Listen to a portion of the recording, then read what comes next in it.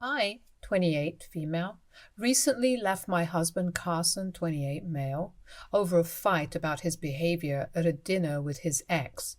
And now he and all our friends are accusing me of overreacting and being too sensitive. So I'm here for an unbiased and objective set of opinions. Carson and I have been married for 5 years and even have a 4-year-old son together. We were together in college and got married shortly after graduation, and we've been together ever since. I quit my job for a couple of months after marriage, but rejoined 6 months after my son was born. It was a tough decision, but I had to make it because Carson's income alone wasn't enough for the three of us. So I decided that I was going to put my degree to use and actually contribute to the household expenses. That decision of mine led to a lot of dispute because Carson believed that it was an insult to him somehow, and it showed that I had no faith in him. I had to convince him for quite some time to make him believe that this had nothing to do with his capabilities. But I just believed that two heads were better than one, and so it was important for me to work. He was miffed with me for quite a while, but eventually he came around since it allowed him to take some time off of work and spend it with our son. The downside of this was that now I ended up doing both the household work and my job. Carson is a personal trainer at a local gym, so his job is a lot more physically strenuous than mine.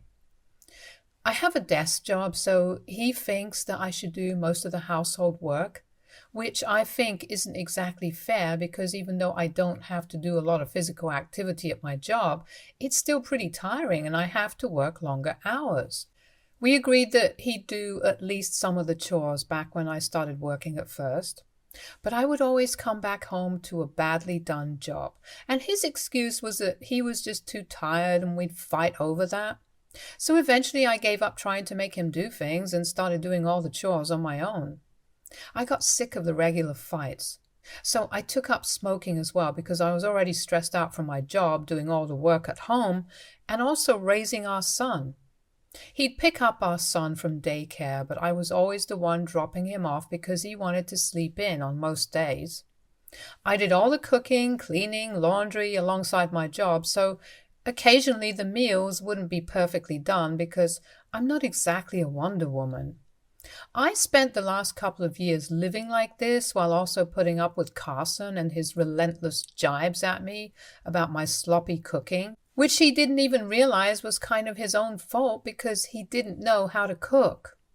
I put up with all of it simply for the sake of my son because I knew that if I decided to leave, it would have a bad impact on my son's life.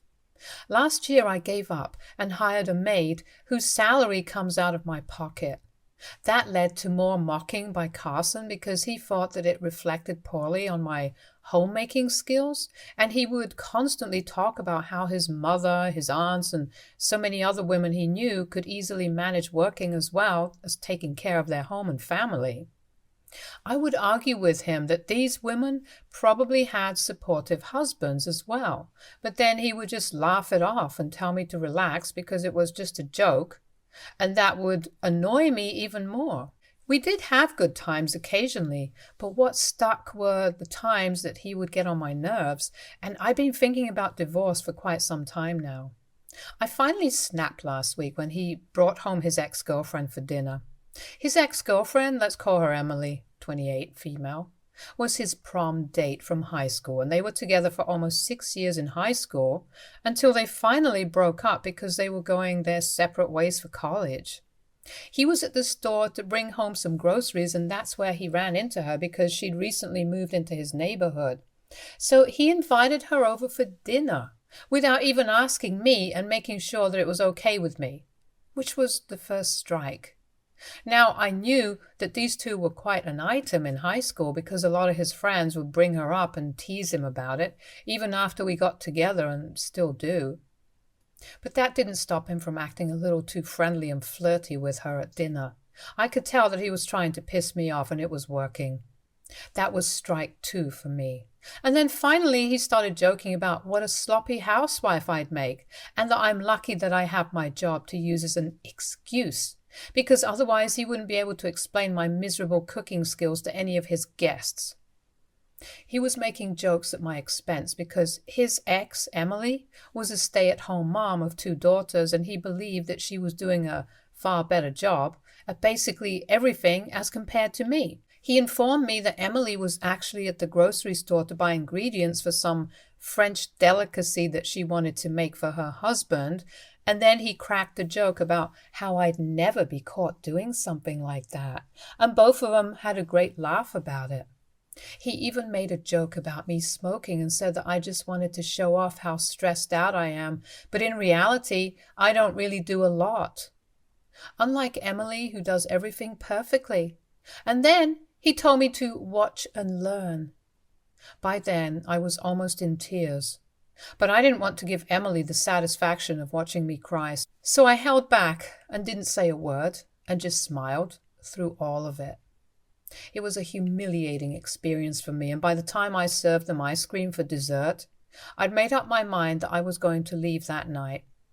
I waited for Carson to go to bed, and he was fast asleep for half an hour. I usually do the dishes at night and don't go to bed until he's asleep anyway, so it wasn't that unusual for him. Once he was snoring, I packed a few of my clothes and other necessary items, and then I took some of our son's belongings, booked a cab, and headed over to my parents' house. It was close to midnight when I reached, and as soon as I got to the doorstep and my mother opened the door, I tried to explain, but the only thing that happened was that I started sobbing like a baby. That led to my son also crying because he was cranky and confused. I had to bring him along because I wasn't sure if Carson would be able to take care of him in my absence, and I didn't want to abandon him to find out. My parents took me in with no questions asked. Once they'd put my son to bed, I was finally able to calm down and tell them everything. They heard me out patiently and told me that I could live with them for as long as I needed to, and that my father would put me in touch with a lawyer soon enough. And nothing happened until the next morning when Carson finally found out that I'd left with our son.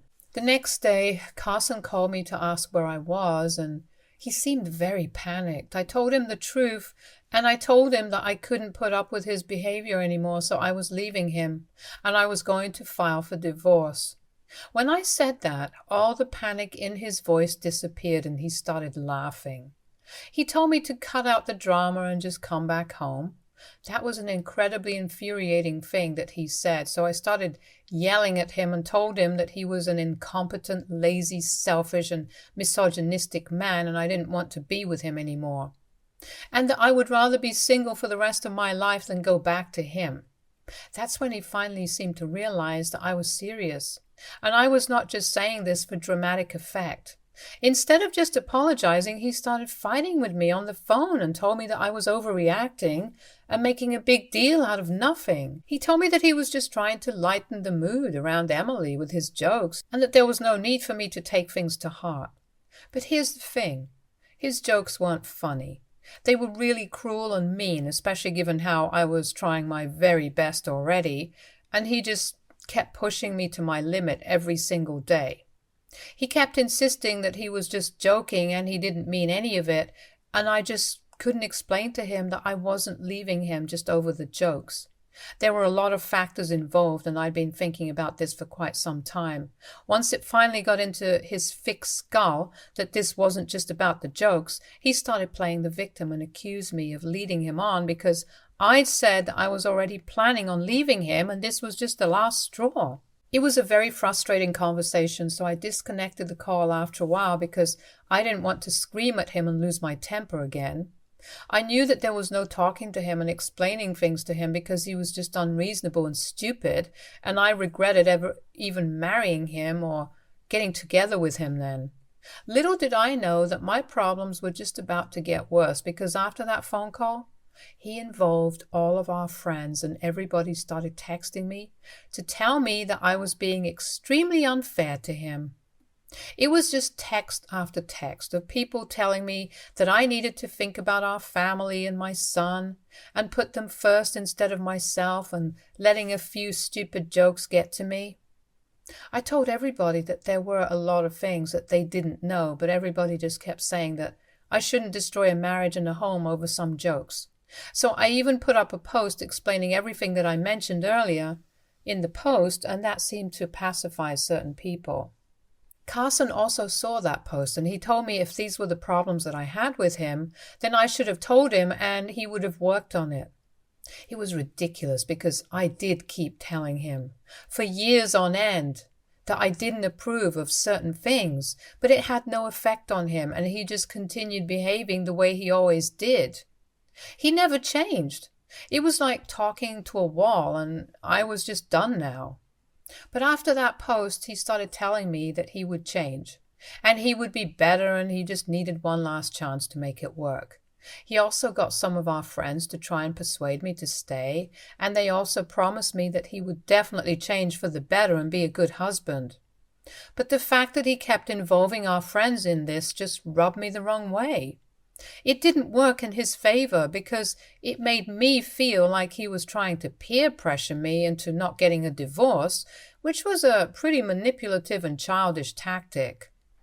I also just didn't believe that he was capable of changing anymore because I'd given him a lot of chances to improve over the past few years, but he never had. And I was sure that even this time, if I decided to stay with him, he would probably try to put in a real effort for a few months, but then he'd be back to his old behavior. I just didn't want to risk it because I wasn't getting any younger, and I was sick of being a single mother despite having a husband. And all things apart, I didn't think he was the correct role model for our son. I definitely didn't want my son to grow up in a household where behavior like Carson's was normalized. I had stayed with him for so long for my son's sake, and now I was going to leave him for the same reason. I didn't see anything unfair or unreasonable about whatever I was doing, so I went ahead and filed for divorce a couple of days ago. And today he was served. He was furious, mostly because he didn't even want a divorce in the first place, and also because he realized that I'd filed for full custody of our son and was also demanding that I get to keep the house that we used to live in, the divorce, or we could sell it and split the money 60 to 40%, with me getting the largest share. That house was a wedding gift from both our parents, so I thought that it was fair that either I get to keep it or we could split the money that we get from selling the house. But either way, I believe that I was entitled to the largest share because of all the hard work and efforts that I put in for the last couple of years, ever since I had my son. I was working full-time raising my son and also doing all the household work without any help from him, and I strongly believed that I was entitled to at least the house. The rest of it he could still contest. I wasn't even demanding any alimony, so I thought that it was a completely fair petition. But Carson believed that I was being unreasonable and that even if I wanted to get a divorce, I shouldn't have filed for full custody, because it's about our son and he is just as much his as he is mine, which is fair. But I just don't think he's up to the task of being a father, and I haven't tried to take away his visiting rights so he can still come by and see his son whenever he wants to. He just doesn't get to stay with him full time. He doesn't even know the first thing about our son. He called me today after he was served and told me that I was being insane and this was a gross overreaction. He told me that he already didn't even agree with the divorce, and now that I was demanding full custody and a house, he had reason to believe that I was just being hysterical and wasn't thinking straight.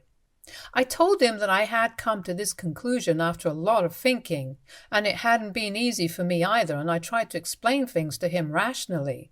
But he was so upset that he just started sobbing on the other end, and that made things very awkward for me. Carson isn't much of an emotional guy, and I guess that's pretty obvious from everything that I just said, so his just breaking down is a very big deal. He was crying and he told me very emotionally that he'd never expected that he could ever even stand to lose me someday, which is why he'd taken everything for granted, and begged me to give him just one last chance to prove that he could be a good husband and a great father. It was incredibly hard for me to stand my ground, but I had to tell him that my decision was final and that he had realized things a little too late. I couldn't just go back to that life again now. He started crying even harder, and for the next couple of minutes I just had to stay on the call and try to console him, which was weird and uncomfortable for me. Eventually he stopped crying and told me that he'd never be able to forgive me or even himself if our son suffered because of this. I told him not to worry and said that this was just a temporary arrangement because our son is still pretty little now, and that we could renegotiate the terms of his custody in a couple of years when he was a little bit older, so he didn't have to worry about him. I told him that this was going to be hard on both of us, but we just had to make the best of our situation and try to be strong for the sake of our son. But then after I said that, he abruptly hung up on me. And then I didn't hear anything from anybody for the next couple of hours. However, now, all of a sudden, all our friends have started texting me again to tell me what I'm doing is wrong on a fundamental level and that I need to reconsider my decision. They're telling me that since Carson is begging for one last chance, I really should consider it instead of being so cold-hearted and thinking about my family. At first, it was just a few people, but now it's practically everyone that we know, and I seriously have started to reconsider because maybe I am the a-hole here. I don't even know anymore. So I'm here.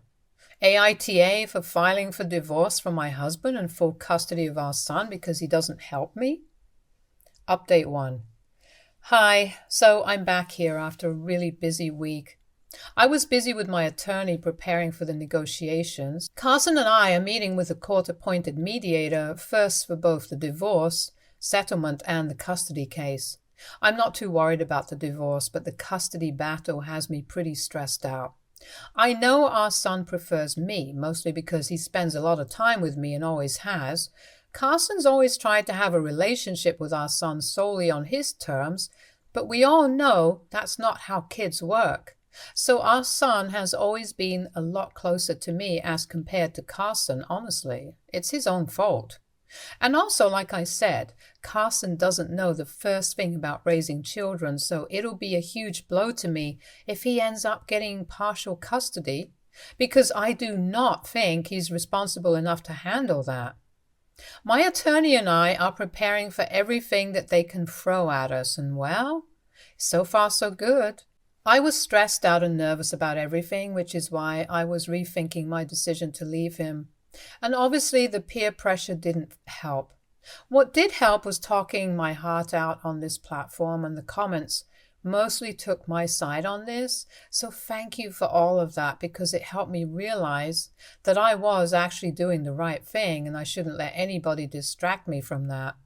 It's been a really long time since I've had any help from anybody with my life, and now that I'm finally living with my parents and they're helping me with everything, I realize how stressed out and tightly wound I've been ever since I got married to Carson. This was something that needed to happen, and it was long overdue. So now that it's finally happening, Carson really should have seen it coming, and the fact that he keeps involving our friends again and again just makes me even more sure of the fact that I'm doing the right thing for all of us. He might not be a terrible person to other people, but he hasn't been the best husband or the best father, let alone the best. He hasn't even been good. So this shouldn't come as a surprise to anyone, especially people who don't know anything about my personal struggles in my marriage and home, like most of my friends who are judging me for leaving.